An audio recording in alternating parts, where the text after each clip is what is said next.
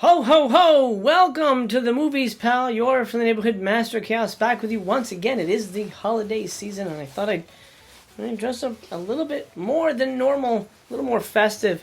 You know, bust out the elf glasses. You know how we do things here, Master Chaos TV and Master Chaos Theater specifically. Come on in to the theater. It's cold outside, and I don't want you to freeze your buns off, just like that poor hobo in Scrooged. You remember that. I know you do. Who fucking doesn't? We're going to be talking about a film that's not necessarily a Christmas film, but it is magical in the sense that Christmas is a magical time. Of course, the film we're going to be discussing today is the 1968 film The Snake Girl and the Silver-Haired Witch. And like I said, not really a Christmas movie, but boy, we need to talk about this.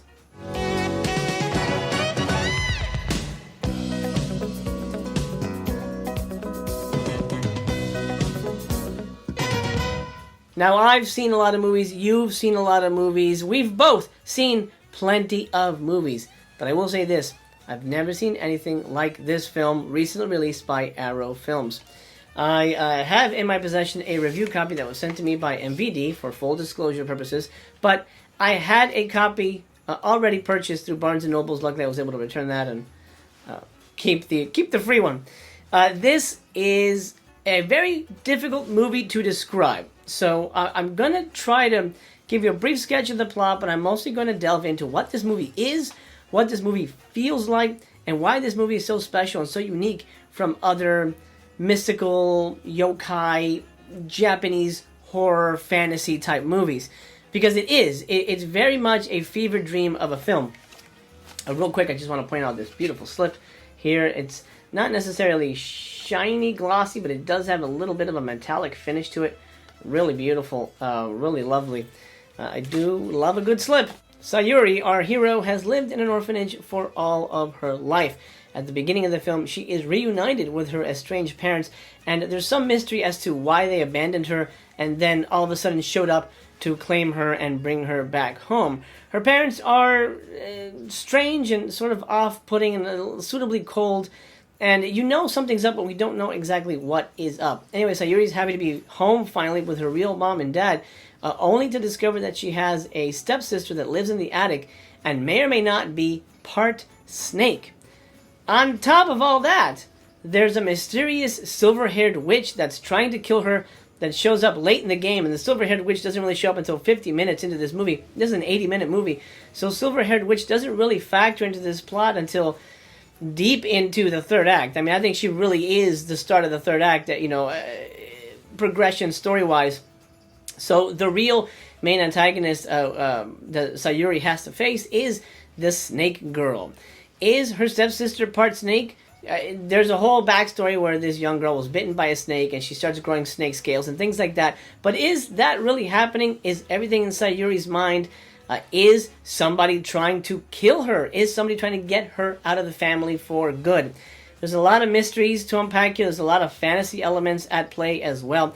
Now, when I said that this was a very special movie, very unique film, I've never seen anything like this, it's really in the way it's constructed. Because while it's based on a manga, and mangas have a very fantastical basis, for their stories and the way their plot progresses and things like that, here the movie tries to capture that element in a way that I will say might seem clunky to some, but I found it quite charming. That's, I think, my best way to describe this movie. It's a very charming child fairy tale.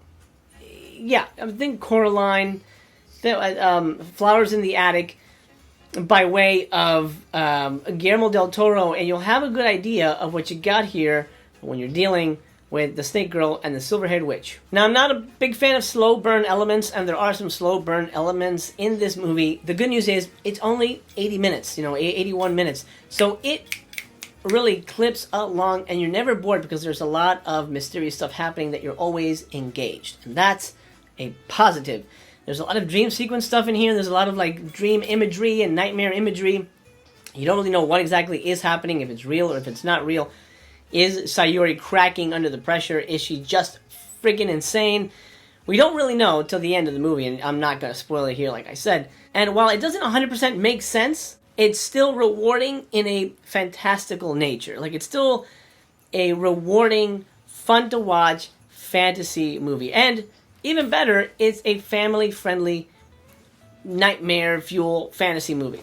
Which is, I think, the best kind. If you're trying to get your kids into watching world cinema, or watching more Japanese films or more black and white films, this is a very interesting film because it develops at the pace that I think a kid can, at least embrace it and absorb it and not feel completely alienated by the language or the situations. Of course, the situations are alienating and they're very strange. They're supposed to be strange, but you go on this journey with Sayuri's character and you embrace those elements because she's as confused as you are. What is happening? Is my sister a snake? What the heck? Who is this silver-haired witch? Where the hell did she come from? And what does she want? There's a lot of great elements at play here, and they just work beautifully. In essence, it's cinematic magic, and I fell in love with this movie. I am so thrilled to have this in my collection. I'm 100% going to be rewatching this with the kids. This is a fucking phenomenal movie. I think you know what I'm going to say next, and you're right. How many stars does this sucker get? 5. That's right, 5. That is 5 friggin' stars. I loved The Snake Girl and the Silver-Haired Witch. I think it's a fantastic movie. Highly recommended. Highly imaginative. Beautiful to look at. Gorgeous black and white. I mean, Arrow cleaned this puppy up. I've never seen it before, but I can assume this is the best. Woo! It's ever looked. Oh my God. You've got to see it. You had my curiosity, but now you have my attention. Before I close the theater down, let me open this puppy up for you so you can see inside.